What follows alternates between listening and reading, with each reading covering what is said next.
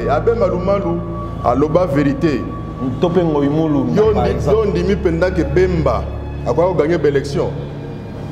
Pourquoi pas? Oui bien. Azaki Namboka Kyodo Botika. Botika biloko wana. Charman. Comme c'est Charman. Mais il y a communicateur ya fachi les autres.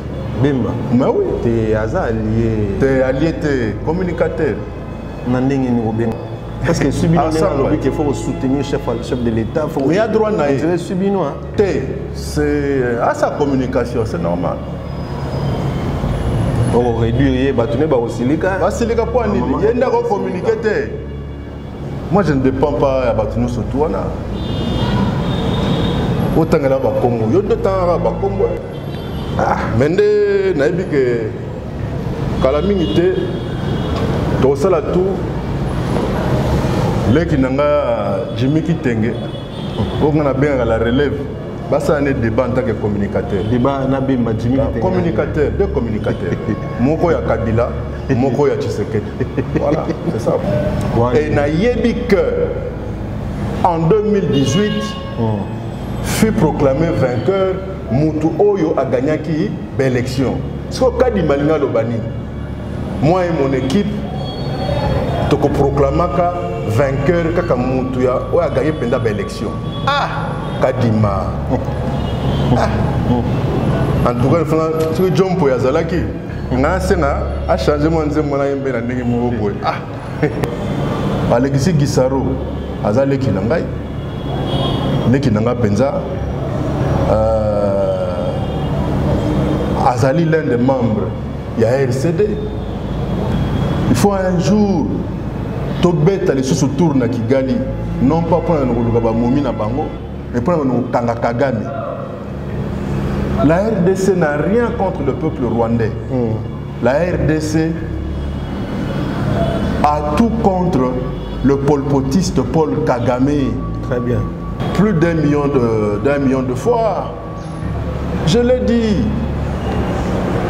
Que ces aventuriers, il y a Monusco comme on a dans le boulevard, au police à Monusco, à Tchamina 4x4. Ah, donc au Pendaka Songo, boulot naïe, à Salango bien te pour bino Monusco, bon au Pesamine na Bonabutu. Au Monika Ramu, il y a Monusco, na quoi mon gars Bandal, na bébé à côté. M23 né à moi. M23 né. Voilà M23. Depuis Babandi Masolo, tu sais quoi preuve tout le monde a terre. En fait, ce n'est pas l'inauguration, ce n'est pas Maman Olive comme telle. Les années Molonga, c'est-à-dire leader Nangaï, ne balukaka. Mais Maman balukaka. Et là que Félix Alobi, Alobaki, Nao Lelo Chadari Alobi, différence c'est ça. Olobi n'ont pas utilisé telle guerre, non. Quand on parle de la guerre, c'est-à-dire, il aura sur son dos le peuple congolais. En d'autres termes, c'est ça. En principe, Nation Naza, il y a Félix Antoine Tshilombo Tshisekedi et Sengeli, Bakanga Kadima, Nenge Bakanga qui arrive magique. Donc, 2023, glissement est en moté. C'est-à-dire, ce que Omega qui déjà Soya Mbembe, au parole ma fout en mouma pour glisser. Au canisi qui a un baksasiko, au pomado, pasteur on a utilisé mingi pour glisser. Comment on dit ça? Vaseline. On doit comprendre. Yangonde Félix Tshisekedi a téléménaka Kabila en 2016. Ah, il y a une élection pour l'année. Démocratie, c'est ce que nous avons. Yangonde peut te promettre que en 2023, ce qui est l'élection, les athées qui vivra monera. Et qui monera, pas qu'à terre. Oui, c'est tout.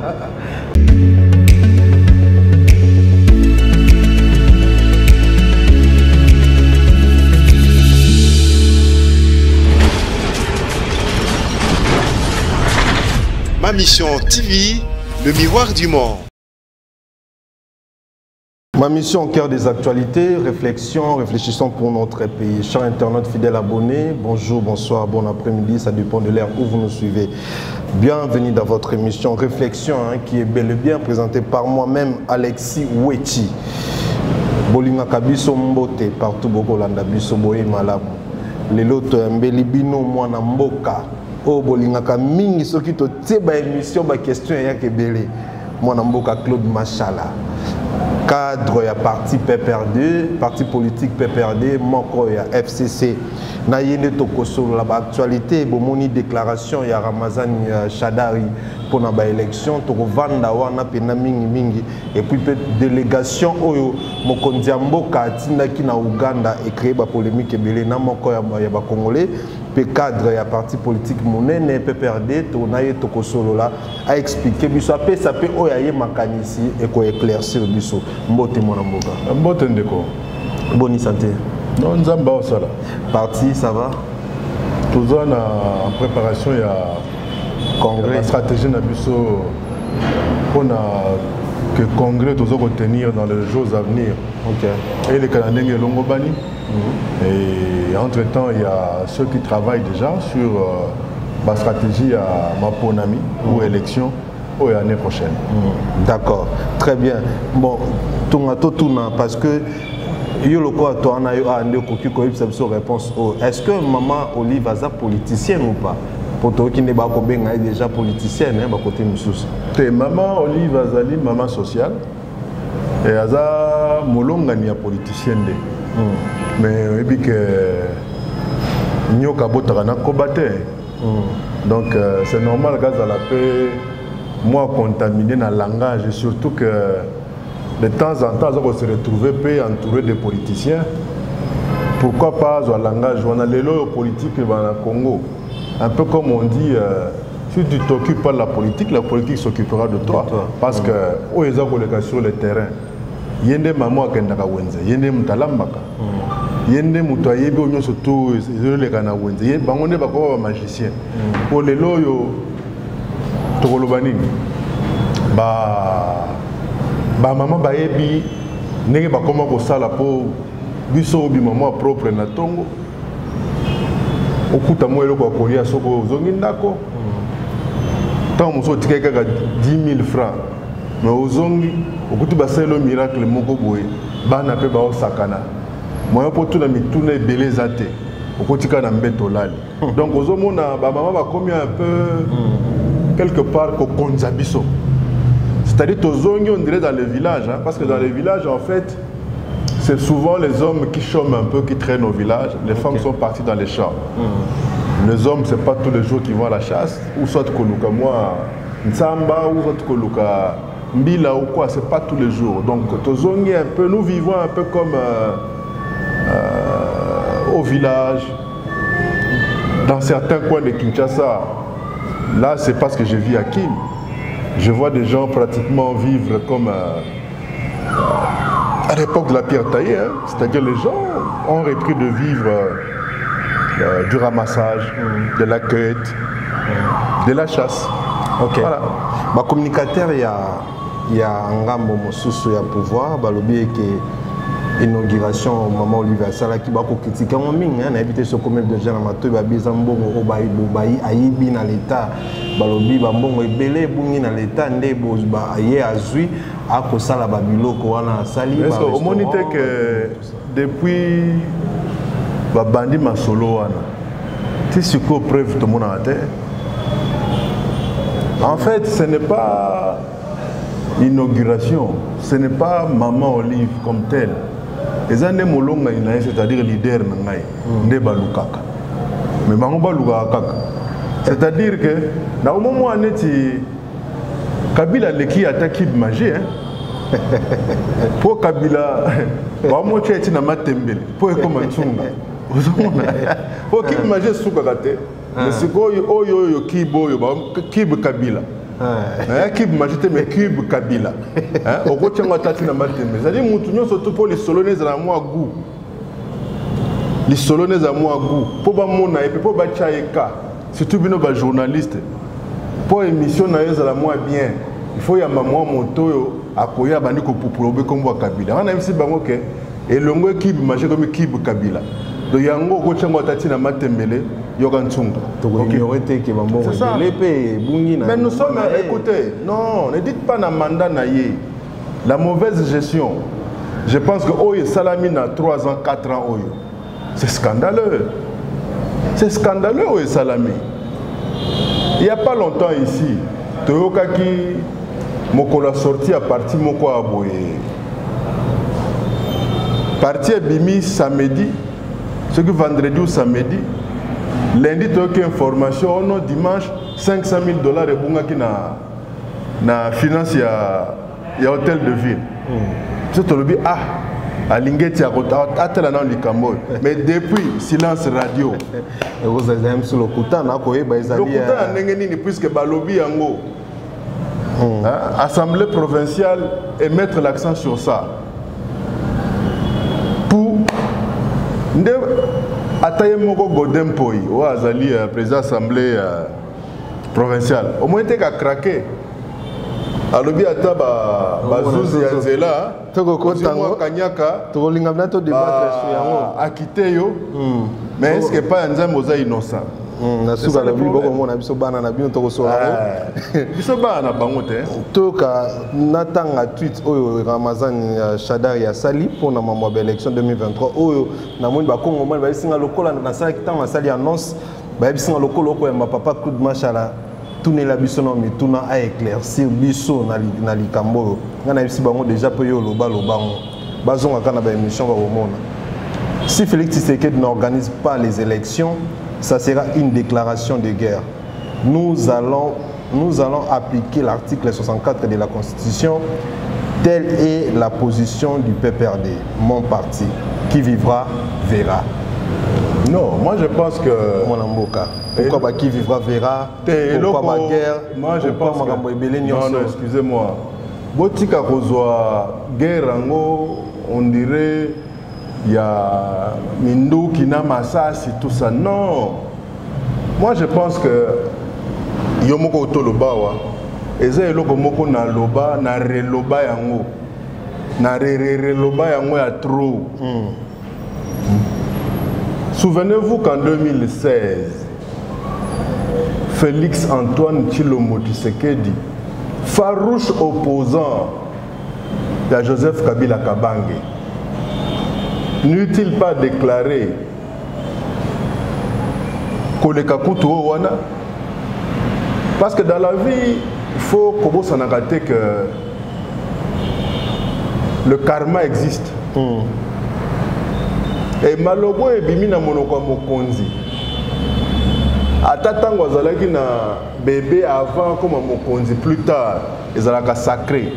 Nous sommes de Bantou. La personne du chef, la parole du chef est sacrée. En 2016, qui est Moko Alobi. Ce qui est élection, ce que Joseph Kabila a organisé élection, ce qui est élection égalité, c'est-à-dire Joseph Kabila peut azaté. S'il vous plaît, s'il vous plaît, qui vivra verra. Qui vivra verra, mais qui vivra monera. Et qui monera pakatera. Qui vivra monera. Et qui monera pakatera. Il y a un système à Yébelar. On les a menacés. Il y a menace.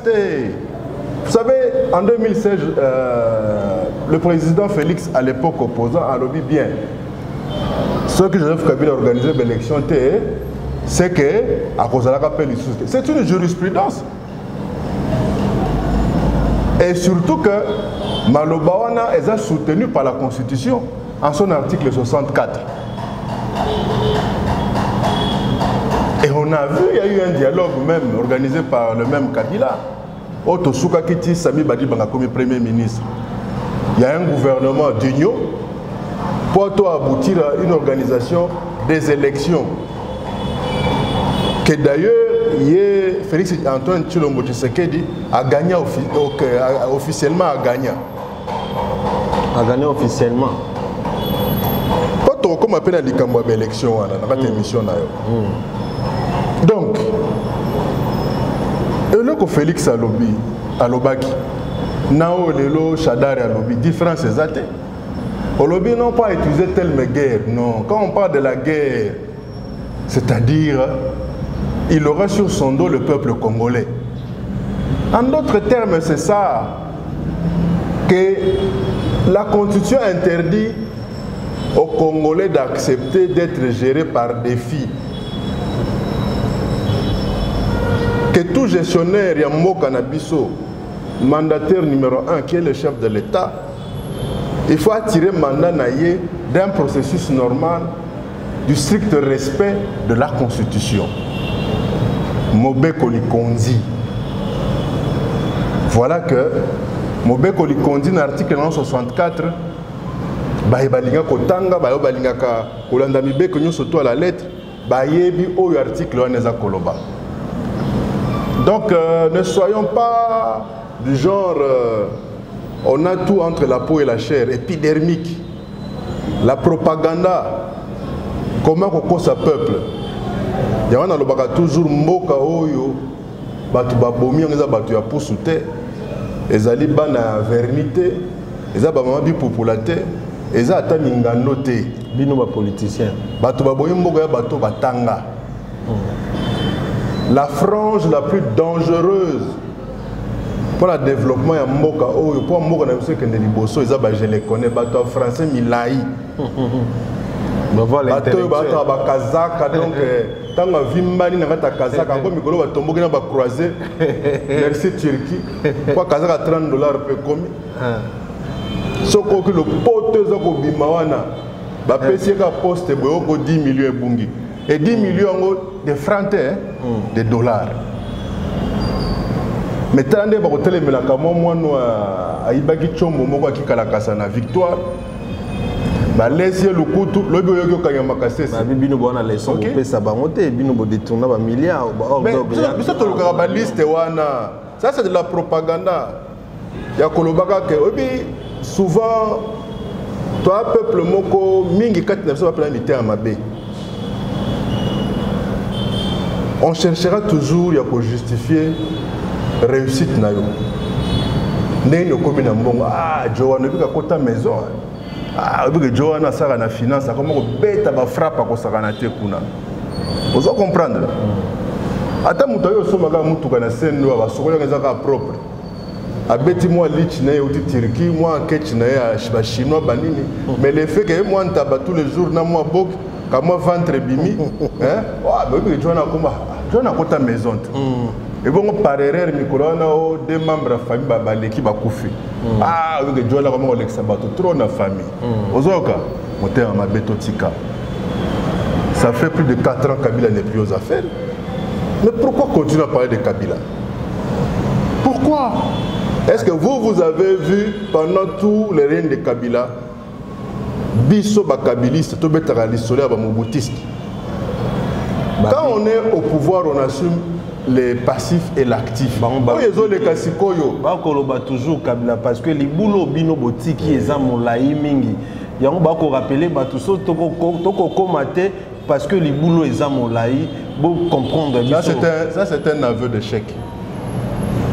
Bon Kabila wakutaka Laurent Désiré Kabila kuta $150 dans la banque centrale.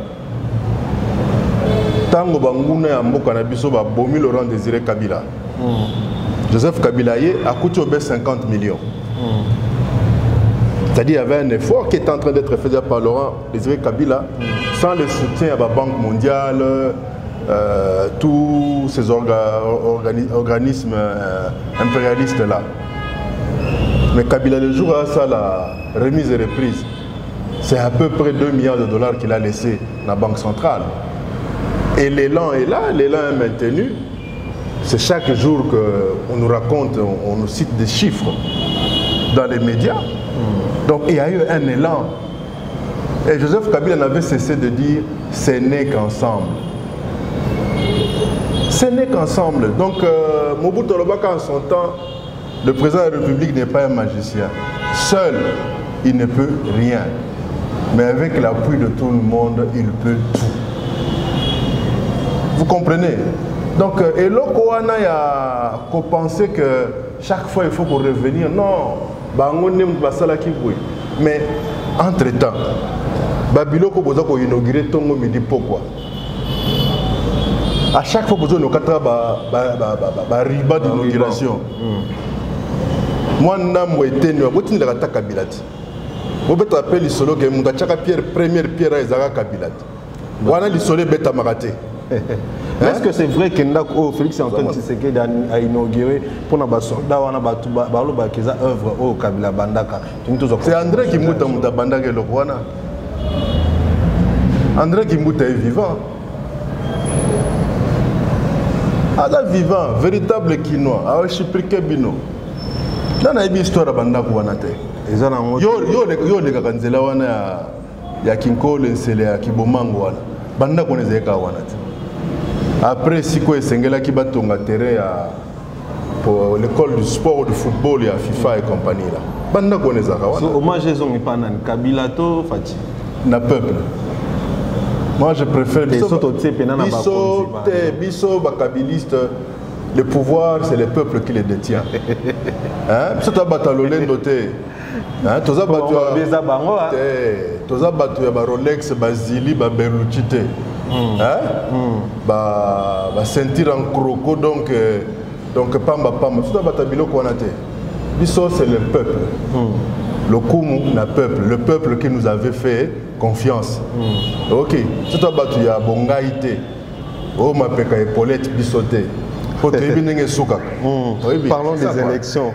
Au moins Namboka Claude Machala, Toki Kuna, Denis Kadima, en tout cas, à lobby qui a proclamé Kakamoto a gagné. Mais sur le plan technique, est-ce que l'élection est ça? D'abord, Maloba Kadima Bimisi n'a évité ce que la gravité. C'est quand Kadima dit que y a une équipe qui n'a pas proclamé Kaka, Moto a gagné. Serait-il en train de chercher à remettre en cause Mosala Corneille Nanga, Baronsar Malonda Basala? Parce qu'il y a le but qui a proclamé Kaka Moto a gagné. Et Bongo Nanga a proclamé Kaka Moto a gagné. Je crois que nous avons un vilain défaut dans notre pays. C'est-à-dire que nous avons commis à Ebonga, allez, Oyo prédécesseur Nanga Salaki, nous surtout, Eza Mabé. Il ne connaissait rien. Le super-homme. Parce qu'elle allait se permettre. Pour toka kabuya emongo pe koloba oya UDPS ke bokonzi ezabino mubopesa bango. Est-ce que makambo Denis Kadima lobby est-ce qu'il kosi? Wana il faudrait siko yena kabuya. Yena kabuya siko esengeli ba interpeller bango. Pour vidéo kabuya na muntu surtout azaka na moto. Aboti kana ibsemno que Joseph Kabila est sérieux. Je m'assume devant l'opinion internationale et nationale. Aloba yango. Hein? En toute modestie, bon, est-ce que au cas d'Imabimisi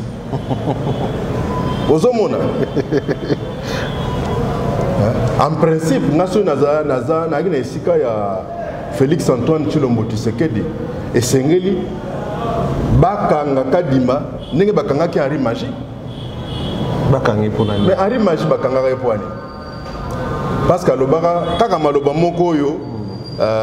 Augustin Kabouya a bimisa la vidéo. Mais tu as ce que Biloko Kadima bimisi. Henri Manja Kosaka. Mais on a tout na Kabouya. Azak parti Moronayo, Henri Maji. Moi, si Kouto Bozola a nembe tout le monde tando tout mon côté. On est moment d'auto temps. Moi, je suis Bozola nembe tout mon côté. Bolo tando tout mon côté. Au Kébite, Atasoka Lambi, Mtalami Nguluana. On a dit que Ngulu te. On a attaqué les badina moi Nakala ne etikala ki lobby.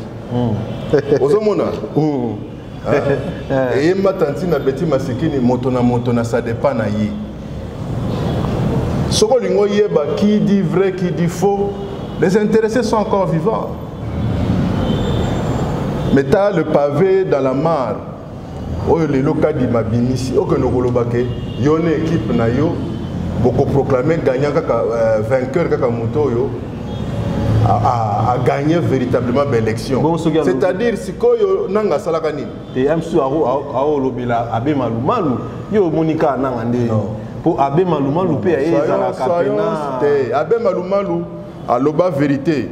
Topengo imulu. Yo ndimi penda ke Bemba a quoi gagner l'élection. Pourquoi pas? Oui bien. Azaki Namboka Kyodo Botika. Botika biloko wana. Charman. Comme c'est Charman. Mais il y a un communicateur il y a fâché les autres. Bemba. Mais oui. T'es allié. T'es allié, t'es communicateur. Nandenge ni obenga communicateur. Non, non, comme on autre va li bengue, ce qui li bengete. Il y a comme un communicateur. Et puis depuis quand 20 chaba oyo 20 millions il faut foutre pour la basion. C'est un homme d'affaires. Kala inga ou kala technique. Age ne goloba pas pamba, fachacha et bouton. 20 millions de dollars. Hein? Communicateur c'est quand même communicateur. Alors bininya, ou alors communicateur. Moni mwinda c'est pelite. Aza communicateur ya Tshisekedi. Yango kala mingi to koyoka. Leki nanga Jimmy Kitenge, azo senga e débat. Leki nanga Jimmy Kitenge senga e débat. Entre communicateurs. Et Azali chef mouné na parti politique. Ça ne veut quel parti mouné? Ah mais c'était où baganya bino na 2006. Tika bino baganya wapi? En 2006. Bon bimsa mobulu. Biso. Kabila za siliki population wapi? Abichama na ju pouvoir bino tika biloko wana. Beaucoup sakabato mususu. Ok, Kabila fait trop de sacrifices. Bobemba ko gagner te pena devant. A gagné ndengi. Quelqu'un qui avait trahi son pays a quelque salier na ba Ougandais. Ba Ougandais oyo na ba Rwandais bazaki na RCD ba boma batuna Kisangani. Abi no agina ba argument na ndo pousser le Kabila peut avoir pouvoir na mandoki, yepa nga boto la. Kabila ko wana Moni, oui, bato mususu tellement kusaka ba Nintendo na ndako bani tout ça ba comme ba Rambo musu bana kinawa. Rambo ba beti ba passer le ka pe ba bani ba. Aïe chef de guerre. C'est Kabila ko wana. Mais ça no pe ma na wana vous grattez un peu ce du bois. Vous avez on a trop de mythes, trop de légendes. OK. Mal à quoi on a cité. Période où Bilay est régné ma bé. Bilay.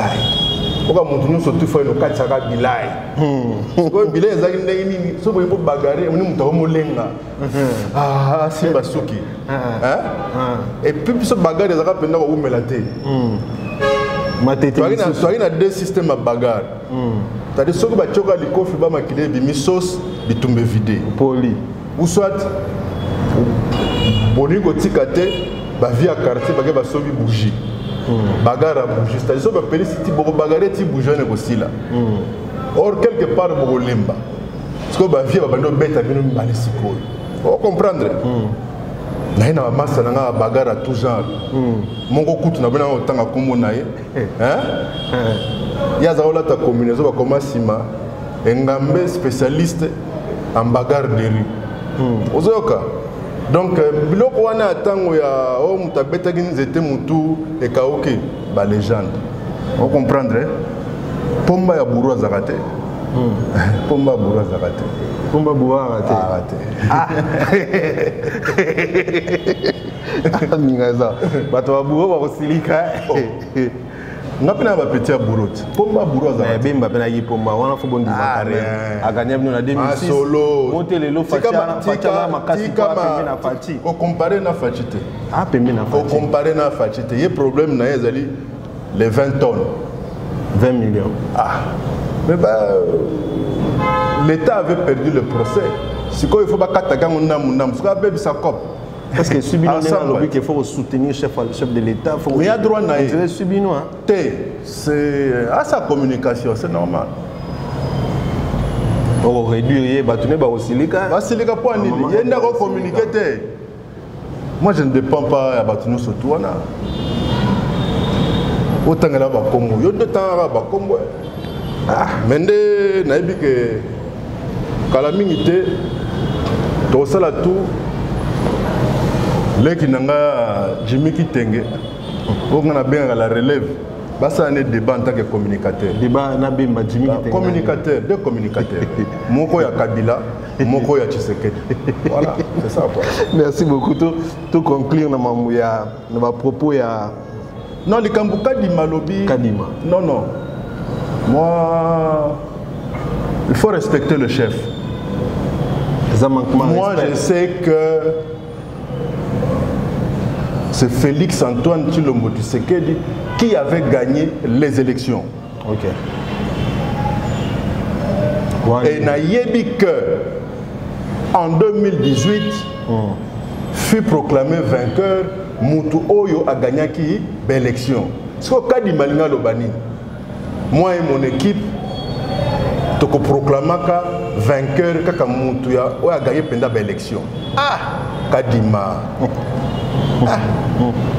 En tout cas, ce que John Poyazalaki, a changé mon Ah, quel culot ça. On remettre en cause vraiment tout ce que un expert comme Nanga Salaki, et puis dossier Salaki soutenu dans la cour constitutionnelle par Ronsard Malonda, un autre grand expert. Peut-être pour nous Bango Mulunda Yoka Nanga. Ayoke nini? Msusu ya komona tant rôle babon peut-être komona Bango Mulunda, peut-être komona ba Maluma pour Maluma. Il a remplacé Bango Mulunda te. Comment on sauter Nanga? On peut justifier ni. Parce que bino boloba ke montacha wana Tshisekedi te nani bino bata pepper te boloba ke neti nanya bonga nazali nali mutani ya pepper de te na auto yebisa que s'il vous plaît na auto yebisa que muta gagné l'élection en 2018 et za président Azawana n'en déplaise à Denis Kadima et son équipe. C'est ça.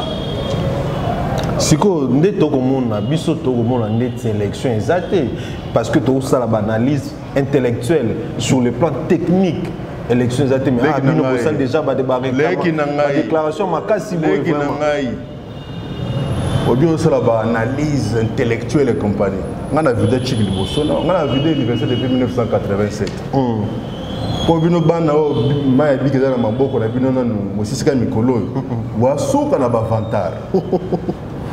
Vous évitez que je trouve ma bibliothèque sans mon expérience. Guinée en 1987.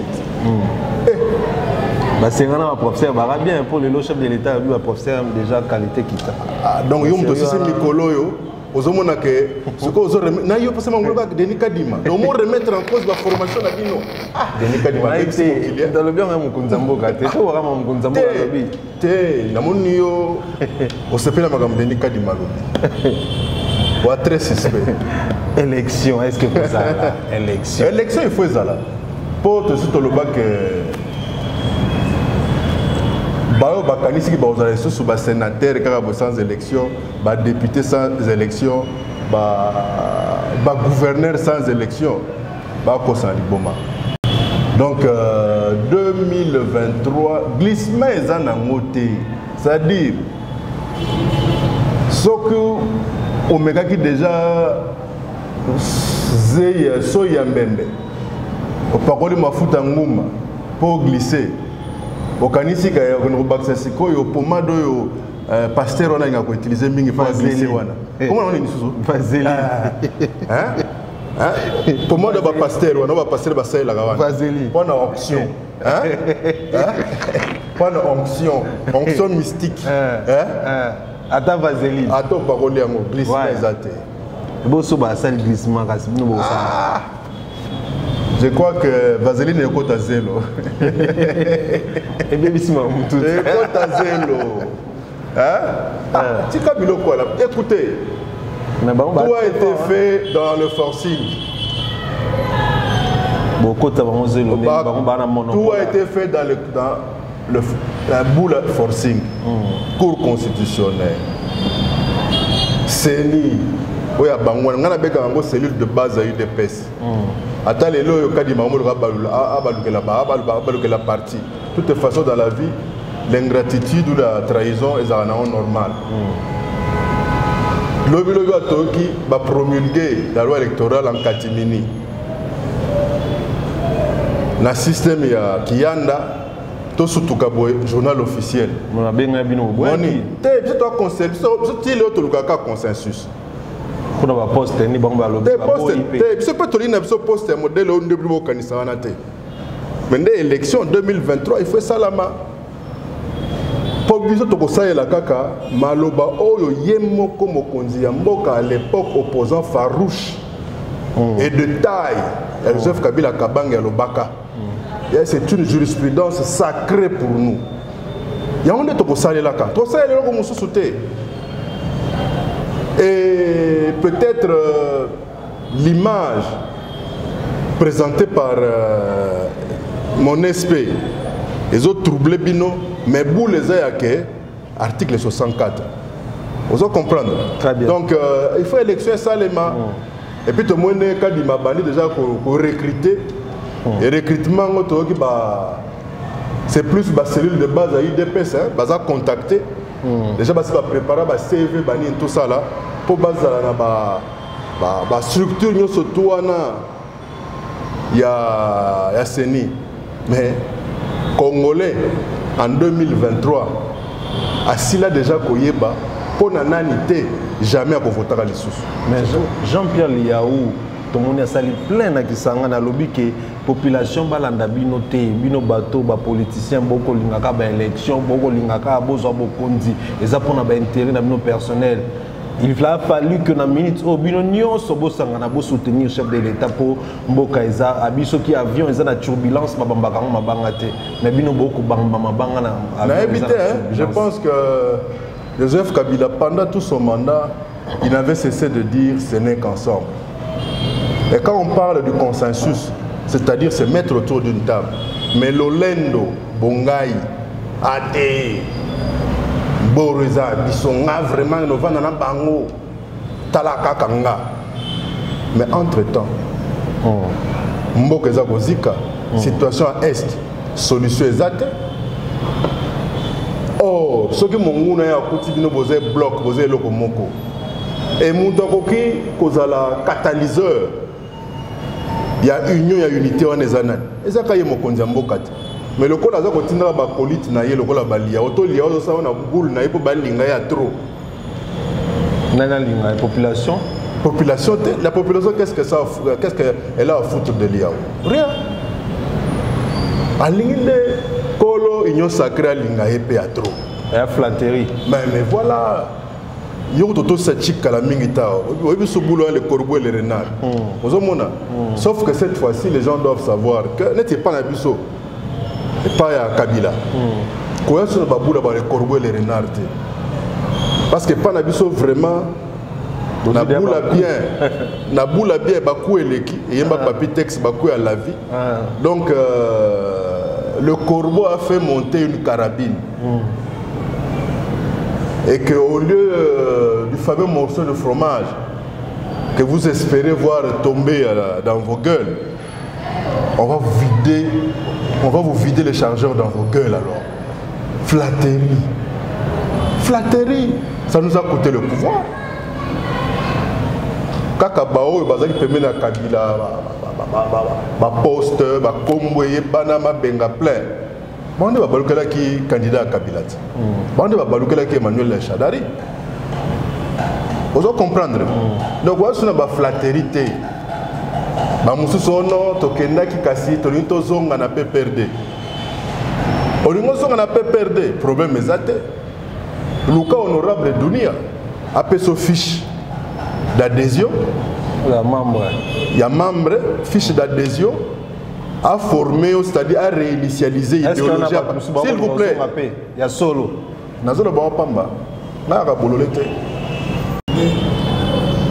Luka Dunia a la fiche d'adhésion. Nous avons fait imprimant en plus, c'est un membre qui a adhéré à Nagatabor. Ogoya, fiche d'adhésion, 4 photos passeport. la formation idéologique en fait, ils ont pas réinitialiser l'idéologie. Ba réformater. Et puis, au bandit n'a pas ta partie, comme tout le monde, c'est l'île de base qui est au Mati. Donc, il y a une flatterie pour Nabino. Nous ne sommes pas de l'union sacrée. Tu Robert Amasola l'union sacrée. Ok. Ça, quoi. Voilà, très bien. La cuisine interne, la façon dont fonctionner, tout est basé sur la flatterie. Même là où ils peuvent sauver leur chef, quand il y a des conseils, ils sont tirés sur profit aux alatés. On comprendre. Donc, ils laissent leur chef s'enfoncer, c'est tout. Très bien. Alors, tout le monde, délégation en Ouganda pour sur la négociation, surtout pour le Est. Tout le monde est conduit par Alexis Gisaro Azali, ministre de l'Infrastructure. D'abord, la critique est pourquoi d'abord le ministre de l'Infrastructure pour la négociation et de deux, Azali que Babi Moto Batini pour Azali tout y a mon Batini et puis a mis ça pourquoi il a tenu propos à Museveni que c'est très difficile de résoudre les problèmes dans Mboka. Ce qui implication Museveni c'est le fait que Azali doit na membre na sous-régional ya ngambo ya biso Azali. Kenga na loba boy. Ba ko tinda XYZ personne. On est dans stratégie ya gouvernement. Ba discuter ba moi na ba critères na bango. Faut pas oublier que le M23 Azali l'une des branches Mokitani à RCD. Et le RCD au jour d'aujourd'hui, il y a un RCD à cette déclaration depuis Magambo et Bandi.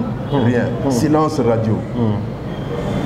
Alexis Gisaro, Azale Kilangai, Nekinanga Penza, Azali l'un des membres, il y a RCD. Et tant que Touti. Mais vous devez savoir que la RDC, le territoire de la RDC est occupé par 5 populations. Nous avons les Pygmées, les Semi-Bantous, les Bantous, les Nilotiques. Dans les Nilotiques, il y a des Tutsis. Et nous avons les Soudanais. Vous allez comprendre. Et les Tutsis, il y en a de part et d'autre de la frontière.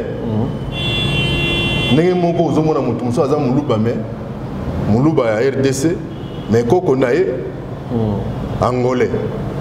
Nengo zomona mutu mususu mu Congo na RDC maana bakuza na Angola to na Congo Brazzaville. Mungala mususu a na RDC ngwandi magana tata mwasi ne moko azaka na Bangi. Bateke bazati na Gabon. Donc toti kako stigmatiser ko ramener la crise de l'Est la population, sous-population moko pour les Congolaises. Et ça, c'est très dangereux. C'est même une faiblesse.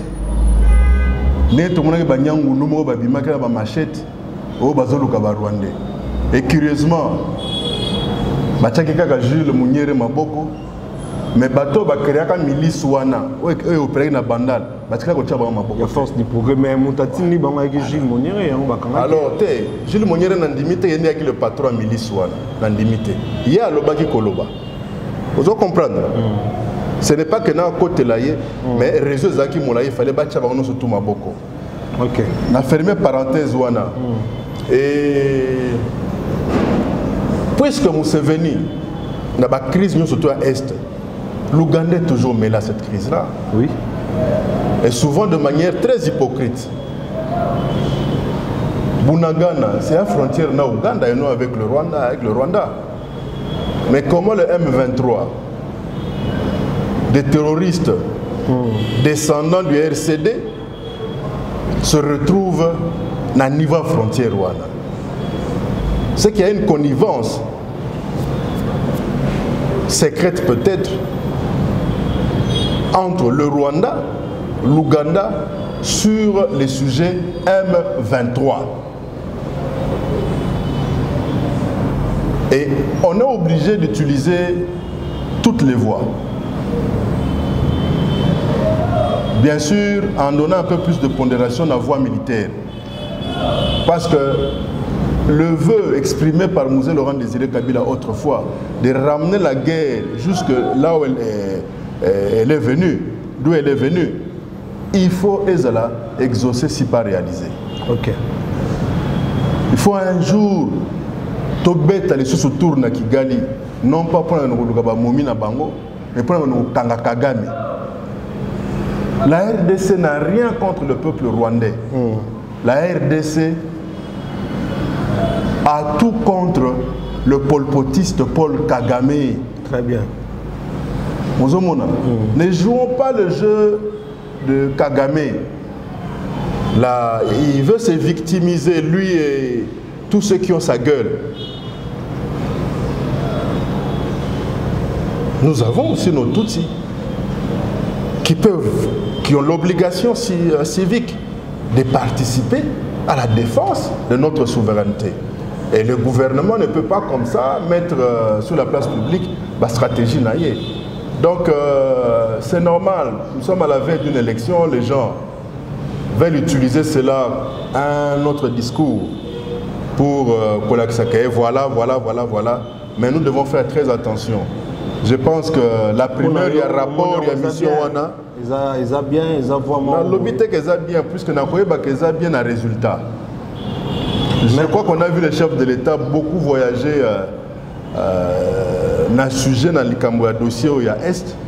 Et jusque-là, il n'y a aucun résultat. Ça fait plus de 1 mois et demi, 2 mois, Tomo Kende. Oyo Bundagan est toujours entre les mains de ces tueurs à la solde de Kagame. Mais est-ce que c'est vrai, ce qui est très difficile aussi, est-ce ce qui nous est venu à s'impliquer plutôt? Bon, moi je préfère lire entre les lignes. Parce que j'ai vu la réaction de Museveni. Oh non, il faut dialoguer. Dialoguer avec qui? Pour dire qu'on n'a jamais vu le gouvernement espagnol discuter avec les indépendantistes en Espagne ou en catalan. Jamais. On n'a jamais vu les Français, la France discuter avec les séparatistes, un mouvement indépendantiste, surtout dans certaines îles. Ou même la Corse. On a toujours vu le gouvernement français réagir, souvent brutalement, quand il s'agit de la Corse. Mais pourquoi seulement ici chez nous, on veut nous pousser à dialoguer avec des délinquants, avec des tueurs?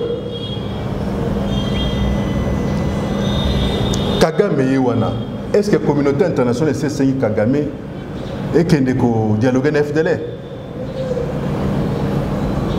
Pourquoi on ne le fait pas? Posons-nous la question de savoir pourquoi. Donc moi je pense que Mokonzi Mboka a un consensus en interne. Et puis l'olé nous a tinaté. L'orgueil. Vous pensez qu'il est orgueilleux? Très. Très orgueilleux. Humble le roi Kabila. C'est toute une école, hein? Humble.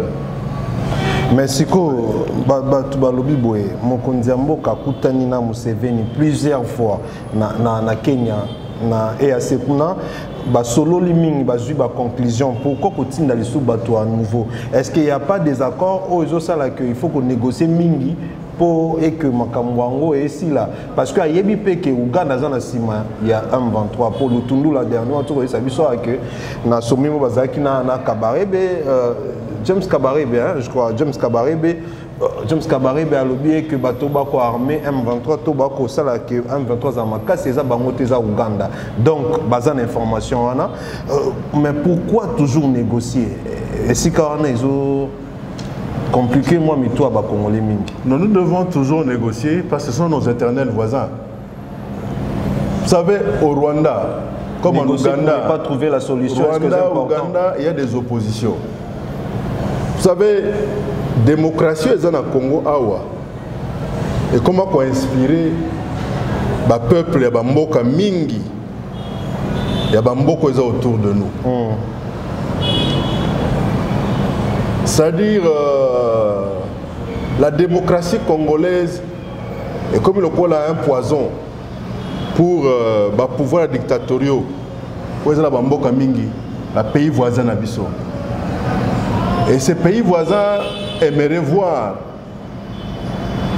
ce nouvel élan de démocratie Nabiso avec la passation pacifique du pouvoir et s'estomper. Pour que ça va peuple na bango abomoni, au betrayé bango mabokoti, au monenge basuki. Donc biso ba connaît photos à la fière. C'est pourquoi nous devons protéger, nous devons être jaloux de notre démocratie. Et tout celui qui voudrait nous ramener en arrière, il faut tout télémélayer. C'est ça, l'article 64. Vous devez comprendre. Yangone Félix Tshisekedi a télémélaka Kabila en 2016. Ah, il y a organisé l'élection pour l'année. Démocratie, c'est ce que nous avons. Yangone a pu te promettre que en 2023, ce qui est l'élection, Ezate qui vivra monera et qui monera pas Katera. Oui, c'est tout. Mais voilà, c'est fort, hein, qui verra. Alors, pour la situation Est actuellement, jusqu'aujourd'hui, Bounagana, ça fait au moins un mois occupé par le M23. Qu'est-ce qu'il faut faire? S'il faut donner, couper ça, moi, Makanisi, dans Makambo Est, c'est toi qui es un homme politique pour l'Arabie partout. D'abord, il faudrait d'abord doter notre armée des moyens conséquents et de la logistique conséquente parce qu'au jour d'aujourd'hui, aventurier à MONUSCO, comité collaborateur, puissance de feu M23 et l'équité à Bango. Mais c'est grave.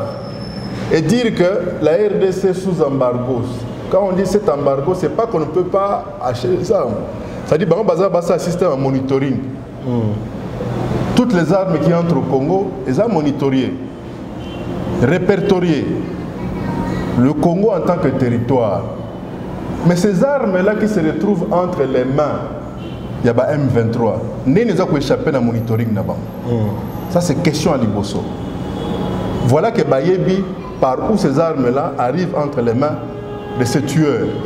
C'est-à-dire le Rwanda et l'Ouganda. Ça passe par Dar es Salaam ou par des ports kenyans, Mombasa et ainsi de suite. Ça, c'est connu. Mais pourquoi ils ne déplorent pas à haute voix? Oh non, Batouana a la puissance de feu. C'est un aveu d'échec. Alors, vous allez continuer à rester en RDC. Pourquoi? Bino MONUSCO, des touristes armés. C'est pour la première fois dans l'histoire du tourisme mondial, Namo na ba touristes moko bana mindoki. Ou carrément ce sont des braconniers. Et surtout que la partie est ce côté au Okapi, Banzoku, Baza Banini. Donc on va vendre là sur le côté au Okapi, dans le léopard.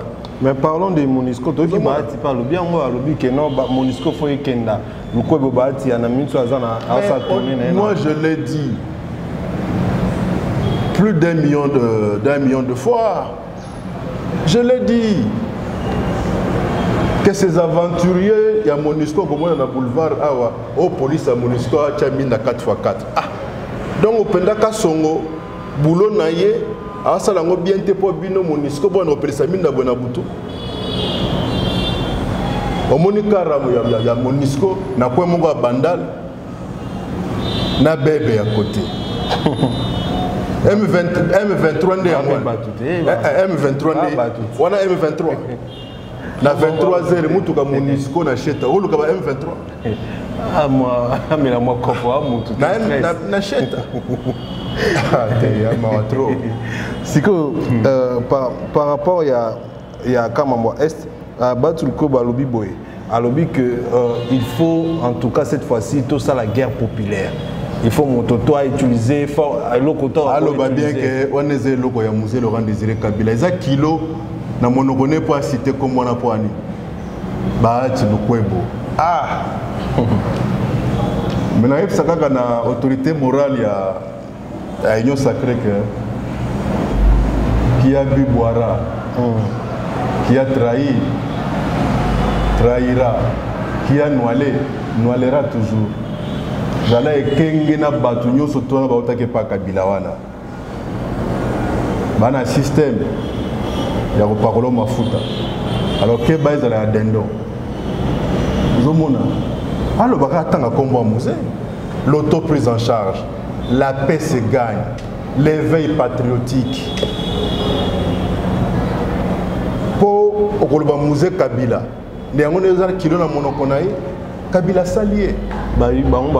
Chaque jour, sur le que communicateur, communicateur a eu de peste, que moto a même la Makambo, Laurent Désiré Kabila, comment est-ce que Kolinga moto a zana bangalo en 1994. En 1994. Kabila zara mo konzina mboko. En 1994. Tant que Rwandais ba kota en masse. Qui était chef de l'État? Qui était Premier ministre? Ça, c'est un discours trop fallacieux. Et au jour d'aujourd'hui, Mouto a tout à tolo. Que Paul Kagame, c'est mon frère. Et ça, Kabila. Tout ce qui est hypocrite, tout ce qui est coquerie intellectuelle. Et on a eu ça qui est que, dans les émissions, la frange la plus dangereuse dans le Canabiso. Et ça, je les connais. Et surtout, les professeurs d'université, on est des docteurs, des professeurs. Et comme on dirait qu'il y a un professeur, docteur, docteur, professeur. Ah, il y a un 3 ans de professeur. Pour les professeurs de l'université. Il faut corriger. Pour l'instant, Timbela Bango Sikoyo. Pour le mois de débat, je suis un professeur au Bonico. Et nous sommes un professeur. Nous avons la question photo moi en Haïti. Docteur. Na l'université de Californie. Nous avons la question on comprend. Félicitations. Ah, merci. Nous sommes en ambassade à Kak. Nous avons toujours un Nana yokate nana kola bana kola ici bana pena nyonso mbonga Kabila te non tika biloko wana nga ska kola la Kabila te yebakango ça fait combien de temps na débrouiller la vie li Kabila zande leader na ngai na accepta ye yokanisi bato bakufa ba tout na train to na avion ba ebinzambe te hein ceux qui font un bon monde, ils sont pour le moine, to maman ya mwana na ye mari. Joseph Kuto azara mobali ya mère na ye. Azara chance pour pomboiter. On comprendre. Na azana Kabila point à l'art. OK, na yeb saraba na ngai na ko na cité, nga na mwana fonctionnaire, na ko na mbonga de 20. On comprendre. Tina koma boye mobali vrai sens du mot. Et quand on a dit que ça a mboso lobi ngai pe naza mobali te ngai nde mobali ya rappeler bato plan ka mobali te alobi ngai pe naza mobali mais ngai pe ngai e pa na ngezalaka pe ezate te ngai nde mobali on comprendre parce que on a bana ebele bongo basa université il y a tala wa moi si plaisir à salinga le na sala émission yo bande ko nanga bo excusez-moi na plaisir na émotion trop. Franchement, ça c'est pas facile en tout cas. C'est pas facile faire étudier l'enfant à côté de Californie. Donc je suis fier de ça. Tout revenir dans ma cambouya, professeur, docteur, on est un million de colons. Voler des millions de professeur, docteur, les voleurs des millions au Congo. Et il y a quoi d'autre? Les petits n'ont pas victoire, il y a un docteur, un professeur, souka na frappe. Souka na frappe. Donc, au professeur de la COP, Rezali, Kala Inga. Merci beaucoup. C'est Claude Machala. Million, hein? Attends, moni Godem pour y craquer. Mais Mikolo, la réaction, ça trop dans l'émission, on doit comprendre. La réaction, on a cassé, ceux qui ont lobby, mais c'est quoi les secrets? Mais il y a 11 apôtres. Là, je suis 11e. Je suis un statut, je suis un TikTok. Ça bien, c'est vraiment ça qui te remarque. Alors, pour nous, comme vraiment au Kenya, nous avons remarqué que l'union sacrée est trop entre Baat et Vital Kamerhe.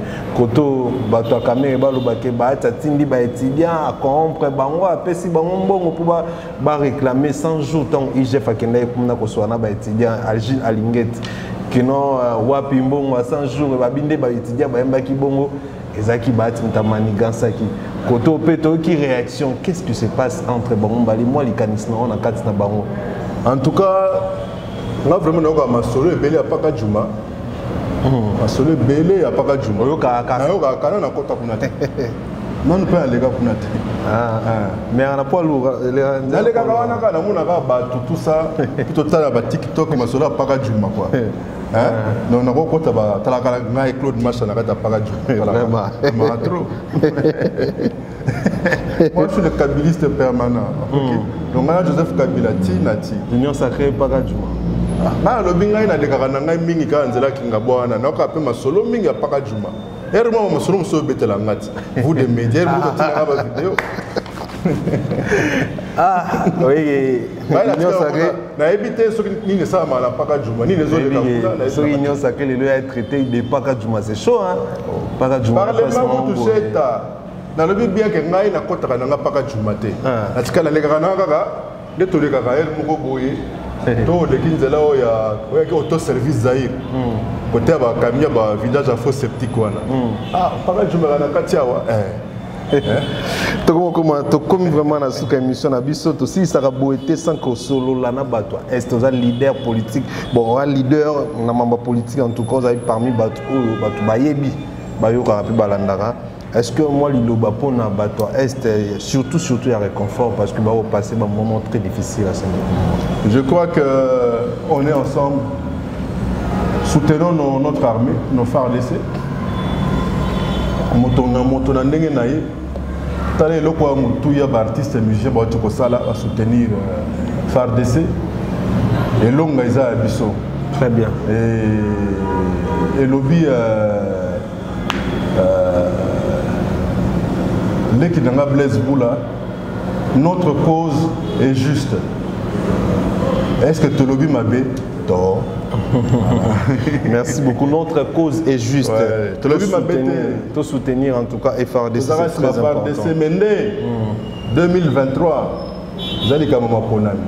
Très bien. Oh ata bokeluka pour madonna ba pasteur wana. Vas-y. Comment on a soli? Vas-y. Ça ne va pas glisser. Merci beaucoup. Vous étiez nombreux à nous suivre. Vous êtes 166 000 abonnés. Merci, merci pour nous s'abonner les sous-sous. En tout cas, la chaîne Abino ma mission. Et ça fait grand plaisir. En plus, tout aussi on a Abino ceux qui vous tali émission, vous aimer vidéo, vous partager et que vous allez bien pour Nabiso. Pour les lots, ceux qui vous s'appellent Bobby, merci à Olivier Vikou, on t'a investi ma caméra et aussi on a invité Nabiso Claude Macha la Limbingazor.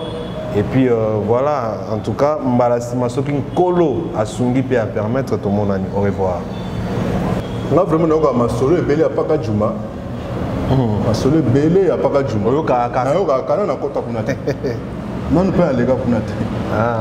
Mais on a pas lourd les kaka wana kana muna ka ba tout ça plutôt tala ba TikTok masolo à paka juma quoi. Non, on a beaucoup de Claude Macha na kata paka juma. Vraiment. Trop. Moi je suis le kabiliste permanent. Donc là Joseph Kabila Tinati. L'union sacrée paka juma. Na lobi ngai na dekaka na ngai mingi ka nzela kinga bwana na ka pe masolo mingi ya paka juma. Ermo masolo so betela ngati. Vous des médias vous tina ba vidéo. Oui.